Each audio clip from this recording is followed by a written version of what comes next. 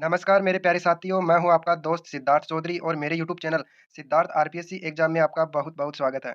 मेरे साथियों आज का सेशन होने वाला है 25 जनवरी 2024 करंट अफेयर्स। तो मेरे साथियों इस सेशन में हम कुमार गौरव सर वाली क्लास का रिवीजन करने वाले हैं।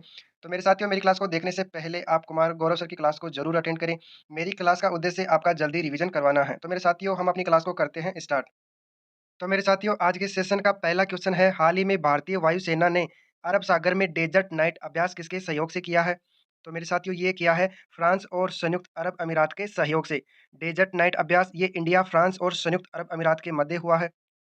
संयुक्त अरब अमीरात पहली बार शामिल हुआ है, वायुसेना के मध्य हुआ है और अरब सागर के ऊपर यह अभ्यास किया गया है। फ्रांस और इंडिया के मध्य युद्धाभ्यास कौन-कौन से हैं? वरुण है, गरुड़ है, शक्ति और फ्रिजेक्स। संयुक्त अरब अमीरात और इंडिया के मध्य कौन से युद्धाभ्यास होते हैं?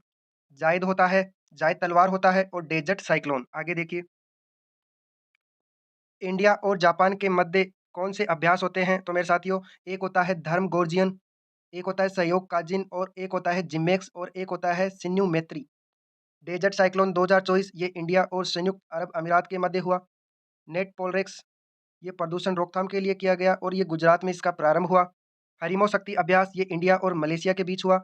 बोंगो सागर 2023 ये भारत और बांग्लादेश के साथ हुआ और भारत और बांग्लादेश के मध्य संप्रीति भी हुआ। वज्र प्रहार संयुक्त अभ्यास ये इंडिया और अमेरिका के मध्य हुआ।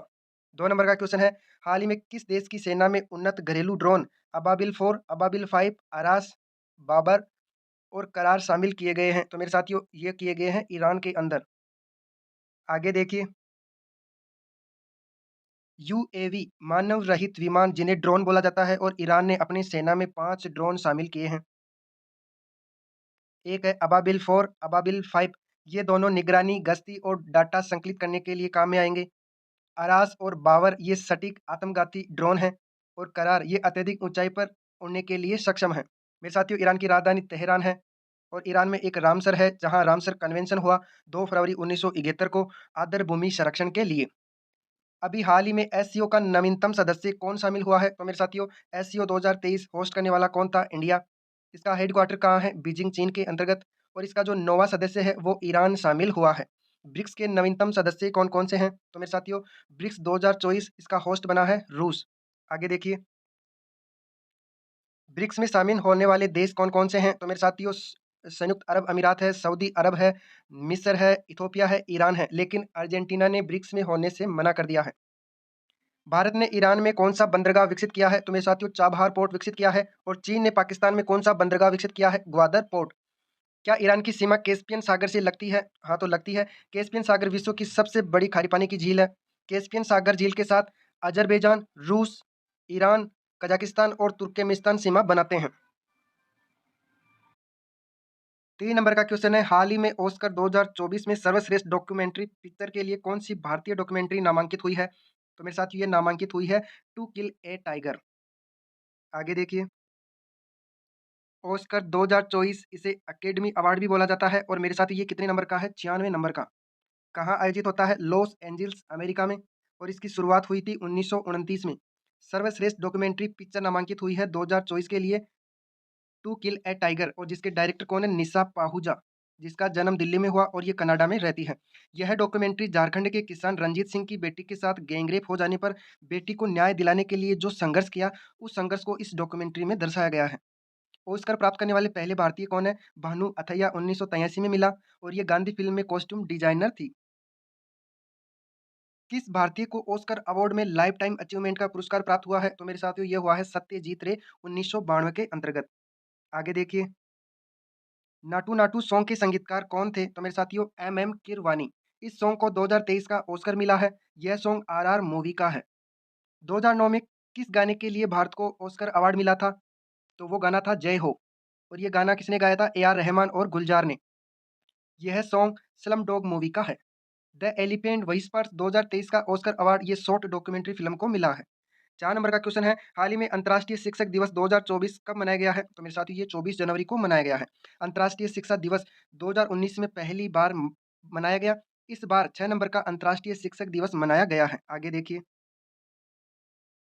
एसडीजी सस्टेनेबल डेवलपमेंट गोल ये 4 नंबर का गोल है जो एजुकेशन की क्वालिटी को बेहतर बनाने के लिए अंतर्राष्ट्रीय शिक्षा दिवस बनाया गया है।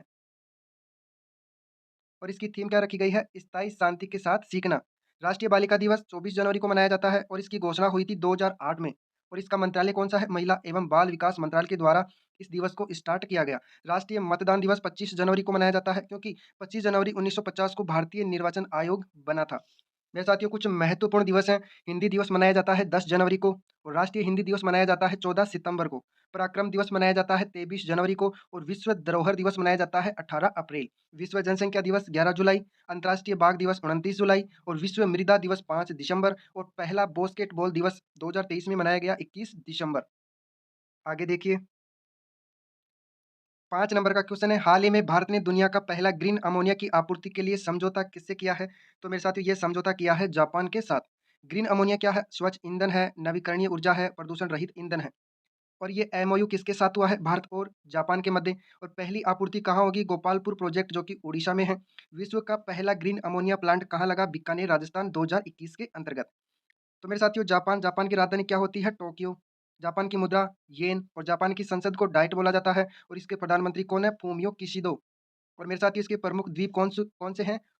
होक्काइडो, होन्शु, शिकोकू, क्यूशु और ओकिनावा इसके प्रमुख द्वीप हैं। आगे देखिए पहला प्रयोगशाला में निर्मित कार्बनिक यौगिक मेरे साथियों कौन सा था? यूरिया था जिसका सूत्र होता है NH2CO NH2 और इसका निर्माण किया था वहोलर ने। पहला नैनो तरल यूरिया संयंत्र कहाँ लगा है? कलोल गुजरात में लगा है। यूरिया गोल्ड ये मिट्टी में सल्फर की कमी को पूरा करेगा और मेरे साथ ही इसका प्रारंभ किया प्रधानमंत्री नरेंद्र मोदी के द्वारा सीकर राजस्थान से। लूपेक्स क्या है? ये इसरो और जाक्सा का संयुक्त मिशन है। लूपेक्स की फुल फॉर्म होती है lunar polar exploration mission. 6 number का क्वेश्चन है, हाल ही में अक्स 59 शांत सुपरसोनिक विमान का अनावरण किसने किया है? तो मेरे साथियों ये अनावरण किया है नासा ने।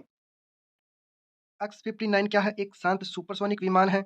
इसका कार्य क्या होगा? ये डेटा संग्रहण करेगा और इसका निर्माण नासा और लॉकहीड मार्टिन कंपनी जो कि अमेरिका की है, ये मिलकर कर रहे हैं और ये क्वेस्ट मिशन का हिस्सा भी है। आगे देखिए मेरे साथियों सबसोनिक स्पीड विमान कौन से होते हैं?